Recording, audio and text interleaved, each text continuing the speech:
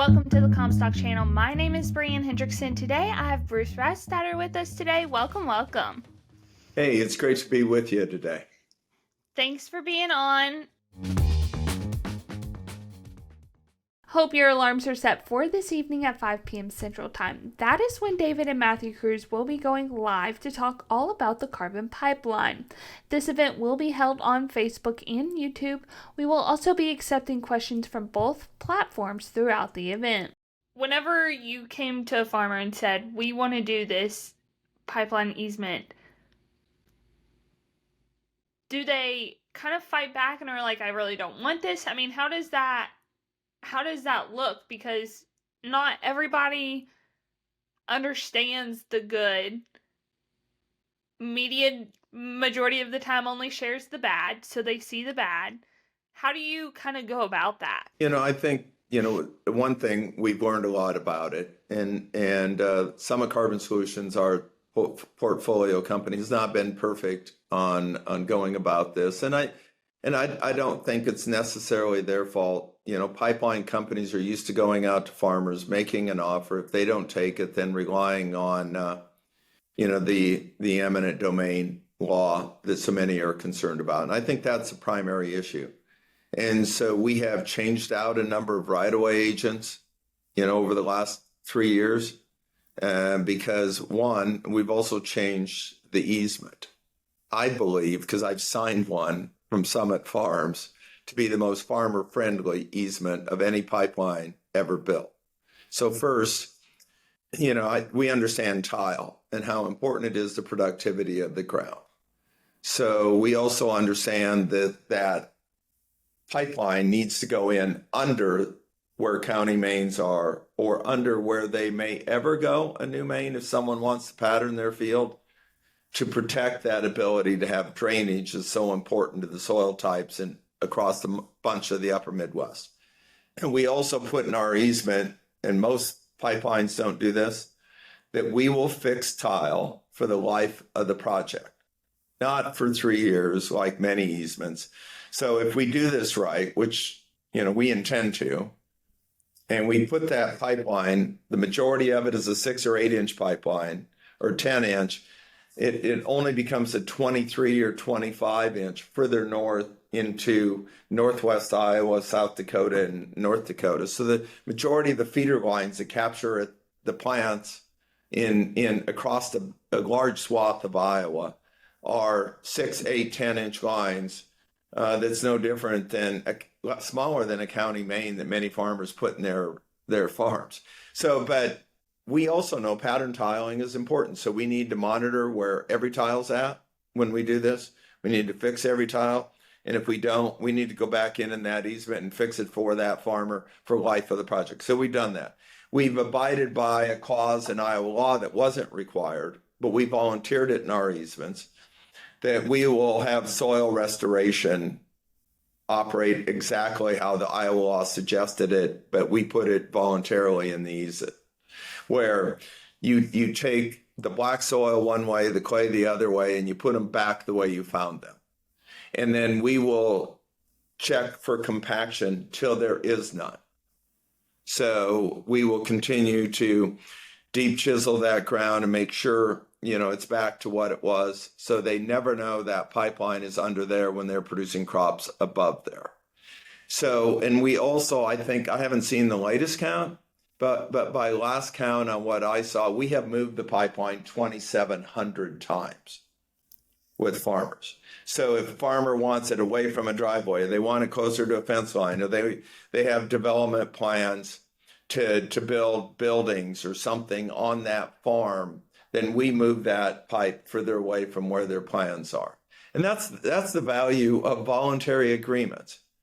And that's why we've had 75% of farmers that talk to us work out an agreement, and we have paid them well for those easements that they attach to the basis of their farm. So, those checks have been written. We paid 100% up front as a show of good faith on all those initial easements. And so we anticipate to be able to get the Iowa permit, which allows us to have eminent domain, but we would rather and fully intend to sign voluntary agreements with all those producers, not force them. Now, there'll be some that just object. And so if you have a couple percentage out of the 100% that object, the law is there to build infrastructure in this country, of which every pipeline and all the pipelines are privately owned. We get beat up on that too. It's like, well, they're privately owned and they're using this law. Well, last time I looked, Berkshire Hathaway is a privately owned company for profit, and as is Williams Pipeline, as is Dakota Access that hauls oil under Iowa from the Balkans, that Iowans supported under this same law, is a for-profit. So that one always gets to me a little bit that, well, gosh, they're for profit. You know what? Every pipeline is. We're no different. Better be, or it won't get done right. And at the end of the day, we are helping the ag market in a very direct way that none of the rest of them do. So that part, we tried to focus on. We tried to tell a better story. And I'm not sure we told that story very well at the beginning. So apologize to everyone on that. But, we have tried to tell it. But the reality is our actions are showing that on how we're dealing with people on easements. From start to now, what has been your biggest roadblock, you feel like? Yeah, I think the biggest roadblock has been, just some of those miscommunication of this that have created the anxiety over it. We have had, and I would suggest if you can't talk to people, it's pretty hard for them to understand directly. And I'm talking about some of the landowners. They're obviously the Sierra Club that is no friend of Iowa farmers, who on their website on our project say this will only enhance the life of the combustion engine in modern ag. So I would suggest to you that my view is they need to lose on both. Because if we lose the combustion engine as a as a market for corn ethanol, we've got a big problem in this country. And, modern agriculture has fed the world at the lowest cost with the most abundant, low-cost food, fuel, and fiber in world history. Never has there been a time when we know that this technology translates to that in a very safe way. And beyond that, the confusion, I think, around tax credits and government and the eminent domain issue has affected some farmers. And also the activist attorneys that work for the Sierra Club, that work to stop this project, go out and sign up farmers and say, you can't talk to these people. You can't talk to them at all. I represent them. So it's back to, if you can't talk to somebody, that's a problem. And so that's why I say that we're intent on getting our permits, but there should be no fear amongst those landowners that we're going to not talk to them when we get our permit. We will. And all those things that I think are important to have in an easement will be in their easement. In terms of tile, in terms of soil restoration, in terms of depth of the pipe, and how important that is for what they want to do in the future with their farm. So, to me, it's kind of encompasses all those things, and hopefully that gives you a better view of some of the challenges, but also some of the issues that we've had where, it's just been frustrating to us on that challenge. Because at the end of the day, we're not here to make the Sierra Club happy. We're here to work with Iowa farmers and markets, and those ethanol plants across the Midwest that are so important for their local economy and their market. Because back to Brazil surpassed us on corn exports this year. If anyone that's been there, and I know the Comstock folks have, and they understand world agriculture, the folks in South America are going to produce more, not less. We're going to produce more, and we need more domestic markets, and we need more value added for agriculture to have great days. And if we do that, it's back to why are we involved? The greatest day of ag is in front of us if we succeed. And I, for one, in starting during the farm crisis and seeing the pain and agony that created for farmers across the Midwest, never want to see farmland values cut in half again. We don't have to do that. We can continue to go forward, in really what can become the golden age of ag, with projects like what we're doing. You've kind of hit on everything that I wanted to talk about, but not just farmers watching. Let's say somebody's not in the ag industry that watches this. What do you wish that they could take away from all of this? I wish they could take away that the government can incentivize you with tax credits that you have to build projects on to do the right thing and to help create new markets that are important for the country without the consequences of the ill-fated or unintended consequences of electric vehicles.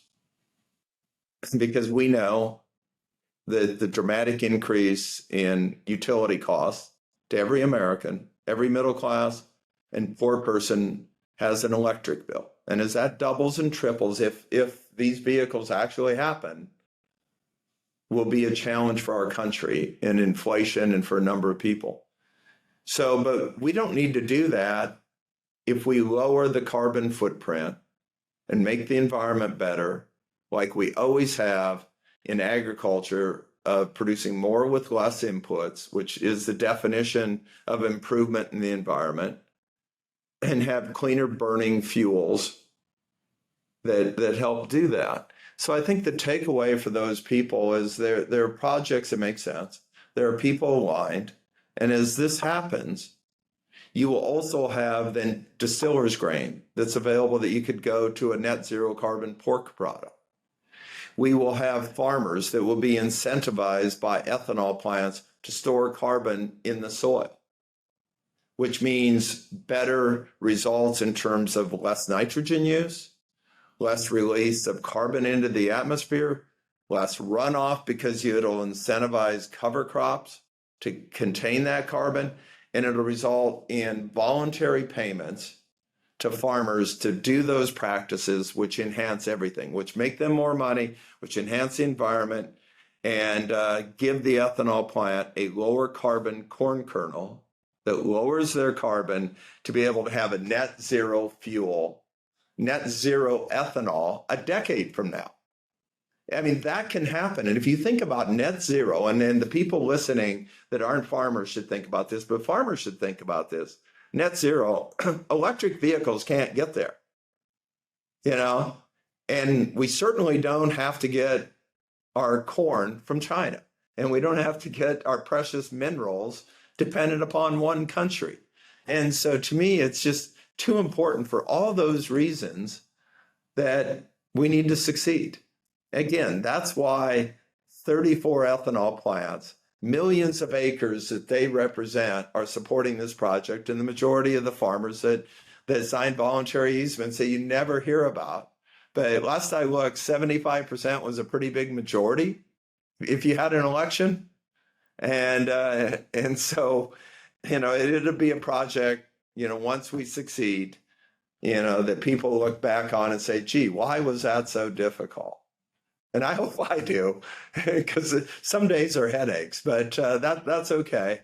And in the long run, if you believe you're doing the right thing, it'll be fine. I appreciate you hopping on today. Thanks so much. All right, thank you. Good to see you. Want more premium content? Subscribe to the Comstock Report, where you will receive 2 reports daily. Want more video content? We are on Facebook, YouTube, and now TikTok. So don't forget to like, follow, and subscribe.